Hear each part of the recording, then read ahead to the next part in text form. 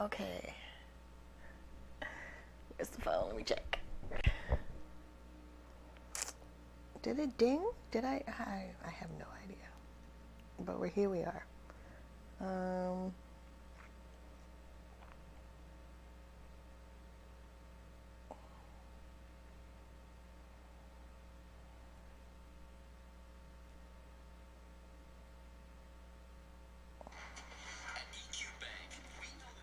Yeah, commercials.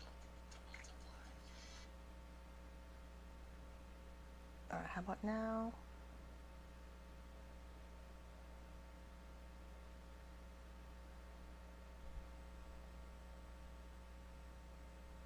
I don't hear anything. Okay, good. Okay, from what I know, it's working. I know I came on late. Yeah, so we are planning the budget for November. I'm working baby step 3, which is save 3 to 6 months of household expenses and an emergency fund, because I am still debt free and it's still a pandemic. I still can't renew my passports. And I have irregular income. So yeah, we're gonna open up every dollar because I use every dollar to budget.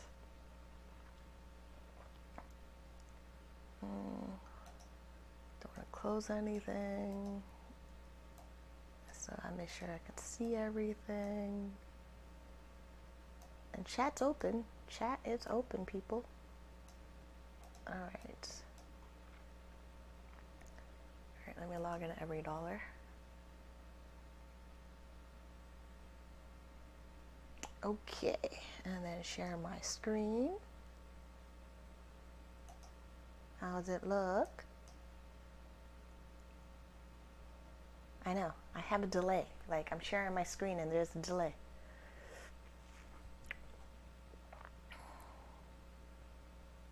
Okay, good. So you guys can see my screen. Here is October. I spent $2,161. I still have to get groceries. That is not in the budget yet. Yeah, and I also may get takeout. I may not get groceries today. I may get takeout. So depending on what I spend in the food category. Oh, really? Spent, remaining. Ooh, okay, we have moved. Okay, really? When did I? Oh, sure. It doesn't feel like I spent almost $300, but I did. So, okay. Basically, what's going to happen here? If I'm over $47.94 on groceries, I change this category for the difference. But basically, my food budget is still doing good. Yeah, it's still going because 260. Yeah, it's not that bad. You're still like $300, whatever. We're okay. Yeah, that's. I mean, like, yeah, that's just what we did. And I did some giving, housing costs, and then everyday living, and then transportation, and no money going to debt. This is it. It's not like it's a huge, drastic thing anymore. Like, it's just easier, and it's because the debt is gone. And that my debt was a installment payday loan. It was a nightmare. Then I got a credit card. Then I had some business debt in my personal name. And then my cell phone. I own my iPhone 7, so that's officially mine. Now we're just saving money, and then we'll start investing, and I'll start saving to buy a house. Yeah. So let's plan November. Even though I already spent money for November already. I already paid rent. I'm waiting to pay my insurance. I paid my cell phone. I paid the internet. Yeah. So this is just rinse and repeat. So let's start planning for November. And then here we are. Are you ready for November? That is so funny. Yeah. See last year's budget to remember all your expenses. No, you kind of put them in here. Here's taxes. Here's investing. Here's savings. Here is, this changes, right? So that changes to 1804 because my insurance went up. Cell phone's still the same, internet's still the same. Rent went up in August, so that's still the same. That stays the same. Laundry 30, clothing 500, stays the same. Stays the same. So, as I've said, like many, oh yeah, we have no idea what this is. 6854. And then, yeah, this is a category that changes a lot. Huh. Yeah, I know that's coming. There's more stuff coming. I just don't know. So we'll just change this. Oh, we gotta change a lot of stuff to make it match. Hold on. No, keep that one. Because I got that number from here. So that stays that. So it's investing then.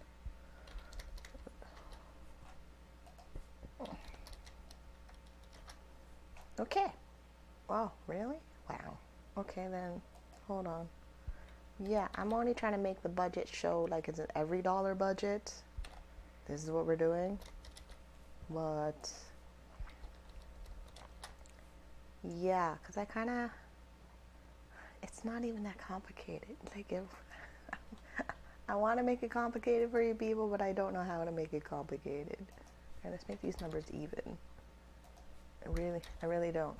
Because I don't, when I do my budget, it's not on real numbers. My numbers come in the month and I add them in the budget.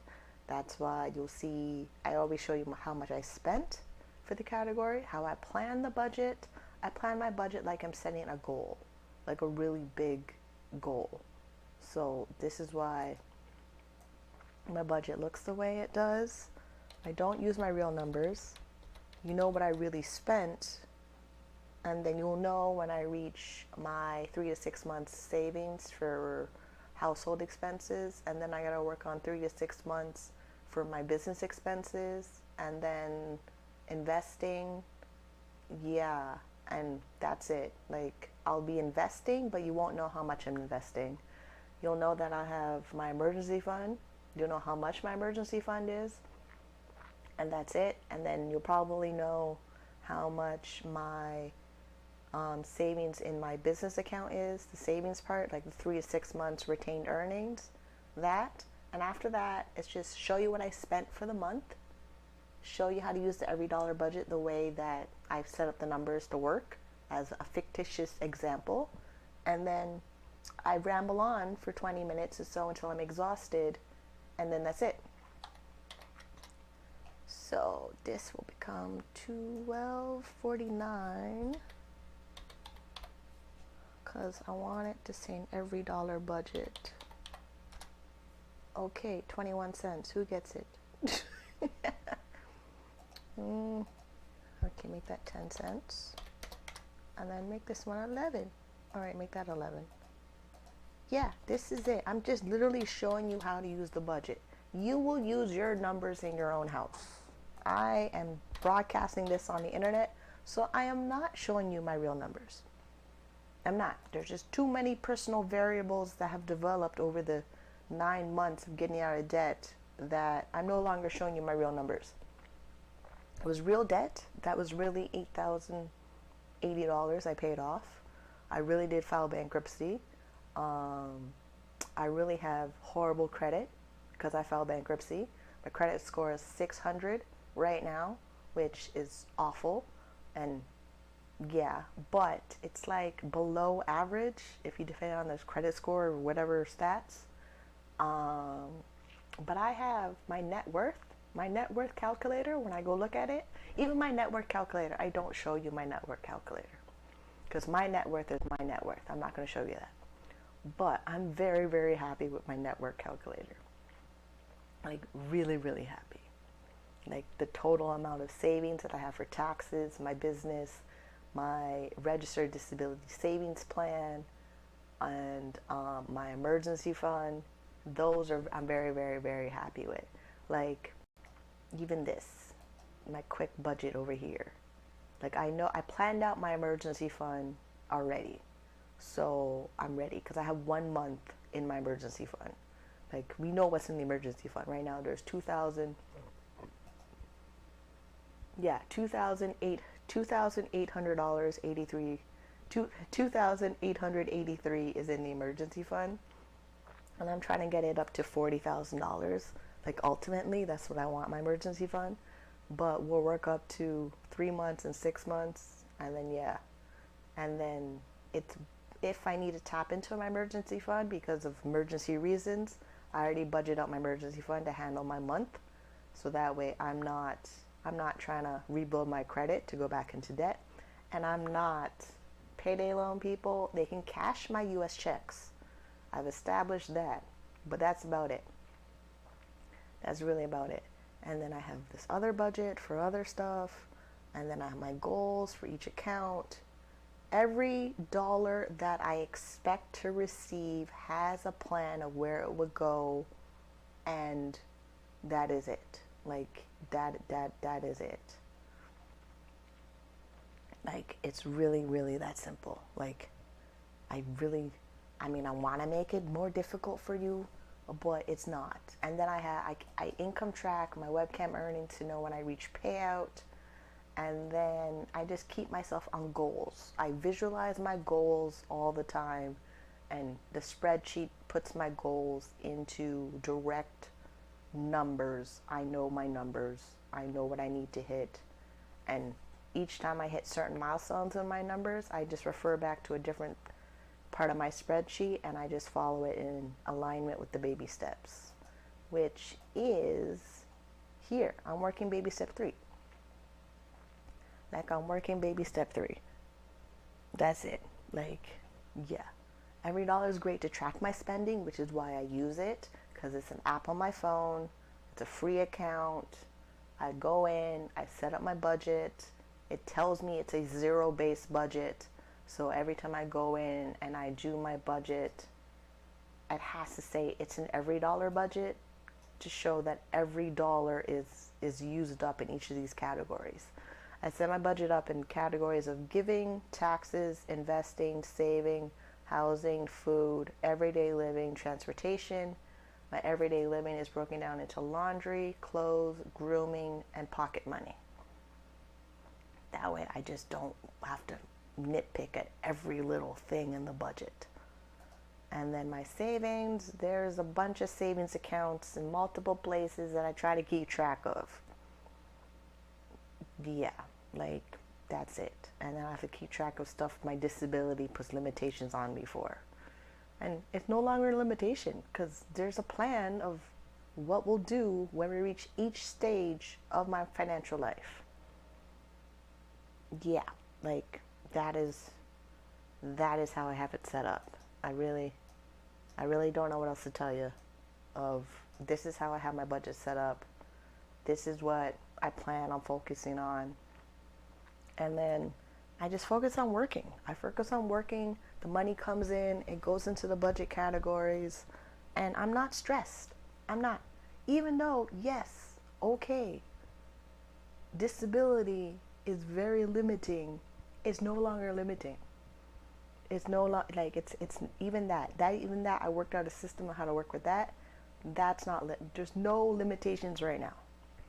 It's intentional, focused plan that will reach my destination, and when I reach there, I will probably buy some alcoholic beverage to celebrate, because I'm going to reach the destination.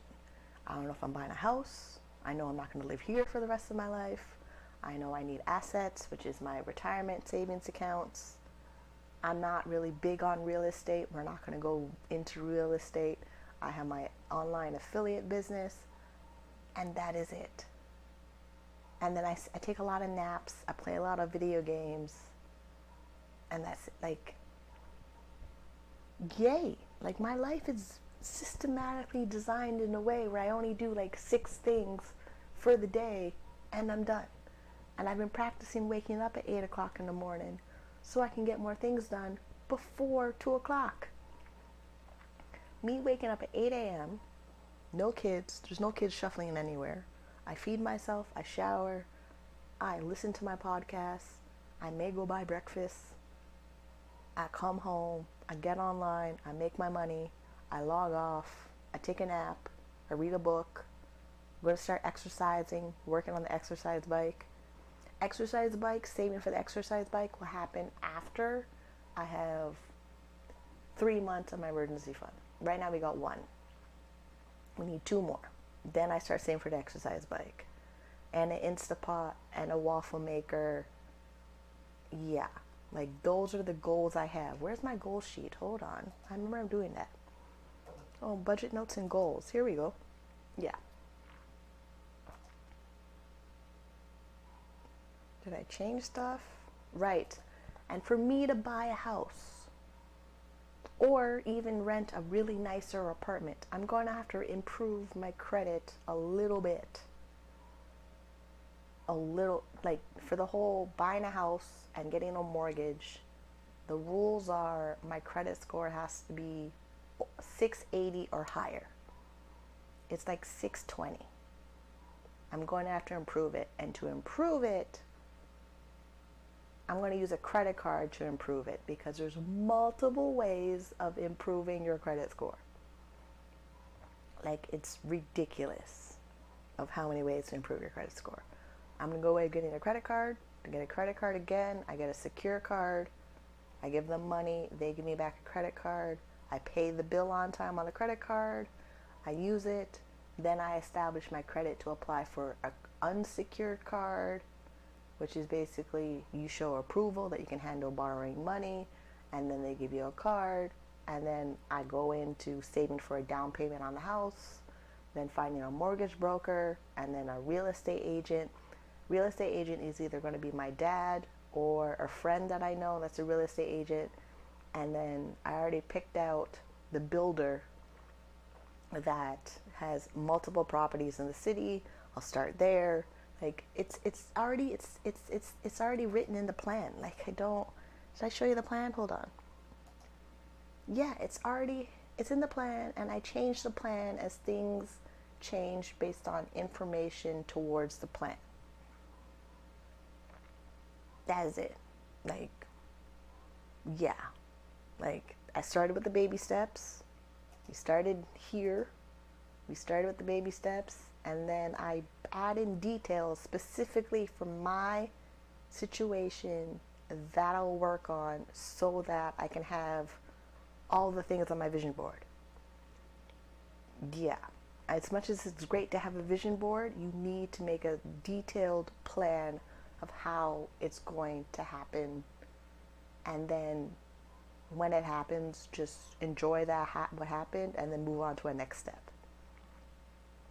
Like we did. Like it took like all of this happened in this year, and then when it started rolling, like literally once I started the bankruptcy process and my $1,000 emergency fund, and I paid off my bankruptcy stuff for the consumer proposal, and they sent me the discharge certificate, it was on. It was like, okay, all I gotta do is save money and then invest money and then think about buying a house.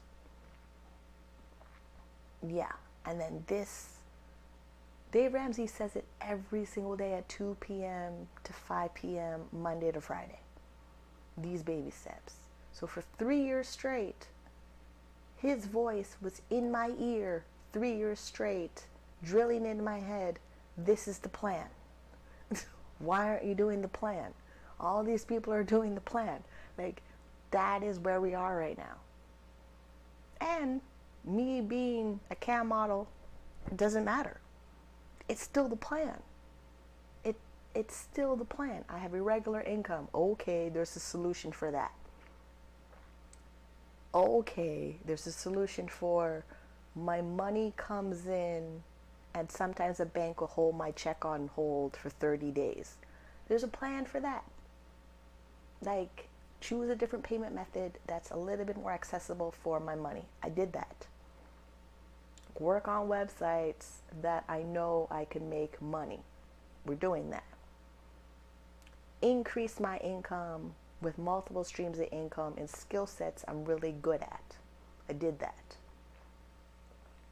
Eliminate negative people that are unsupportive of me doing this plan and watch them struggle with their finances and increasing their debt. I'm working on not saying my opinion, that I'm working the plan that's worked and I'm watching them struggle. It's very, very difficult. When you work this plan and you're all like, especially you're in baby step 3 and you no longer have debt and you have people around you that still have credit cards, car payments, a mortgage, and they are so negative.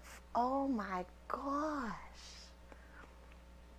Like really, really, anybody that's in baby step 2 as a lifestyle, like a perpetual lifestyle, they are just negative. Baby step 2 is basically consumer debt.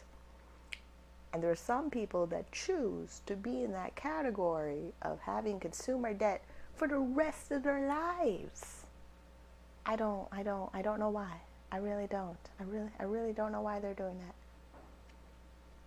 I really don't. Like me, like getting debt to get a mortgage, I'll think about it. Because if I'm getting a house, it's a whole different level of planning. And is it worth it? And can I handle it? Is it going to drive me nuts? Or I rent a place that has in-suite laundry and a better view. That's mostly the reason of me buying a place, so that I have the laundry in-suite and a better view than where I'm living right now. Me going up in house is so that I have in-suite laundry. But I discovered I can rent a place that has that. And if the laundry machine is broken, the landlord has to replace it, not me at all. Yeah, like there's options. It's not like, oh, go like the whole debate of renting and buying. It's your choice. What are you going to live with? What can you manage? And what's going to get you to your financial goals faster? Like faster. Like seriously. Why repeat the struggle when there's options to not struggle? Yeah. So chat's over. I know I came on late, but it's only because I got distracted. I have other stuff I was doing. My budget for this is over. Oh yeah, these stuff. That's what these transactions in. So I got to put these transactions in: my cell phone, my internet, my electric bill, my rent, and then my tenant insurance post. I go in and post that. And that means my, what were we before? Okay. So 1170.26 to 1171.88. Yeah. But I knew it was coming. They sent me a notice. I knew my tenant insurance was going up. It's still cheaper than State Farm. It's still cheaper than State Farm. So like, if this becomes a little bit too pricey in the budget, I'm gonna look around for cheaper tenant insurance. Yeah, like I changed my cell phone. I went from $110 a month cell phone to a $45 cell phone, and I'm really, really happy that I don't have an expensive cell phone. And then the savings category of purchases will just buy me a new cell phone when I'm ready for a new cell phone. And I'm not building my purchases category until after my fully funded emergency fund. You see how everything goes back to the baby steps? It's so easy. Like, it's so easy. You have a budget, and then every dollar is pushing a baby step to move further. Like, and there's no kids, so there's no 5. I go down to buy a house, and then the build wealth and give. Yeah. It took me a while to get on board. Now that I'm on board, this is all I'm doing. This is it. This is all I'm doing. I'm not interested in anything else that does not push me through these baby steps as fast as humanly possible. And then doing these baby steps put me in a position that social assistance is just the basics that I need from them, which will end up being medical and dental. Because being self-employed, providing my own medical and dental is going to be future expensive. Yeah, I already, I'm prepared for that. It's going to be future expensive. And to be prepared for that future expense, I'm going to have to get on the budget and get in the rhythm of, this is what it costs to take care of me, and I'm going to do everything I can to be able to do it. Yeah, that's what I got for you. I really wish I had more information for you, but there really isn't. I really don't know what to say. I mean, I could make cooking videos, but to do in my small little kitchen doing a cooking video, I might. I don't know. I mean, I have sometimes my Facebook stories, I'll post my cooking stuff, but it's even that. I cook oxtail, I cook chicken, I make soup, and then when my body is inflamed from MS symptoms, I order takeout. Yeah, this is what I do. Very, very simple. And then I'll come on here eventually with some marketing videos about affiliate marketing, multiple streams of income, so I can increase my net worth, so I can move out of here. That's what I'm up to. So yeah, I'll see you on the next one. Smooches.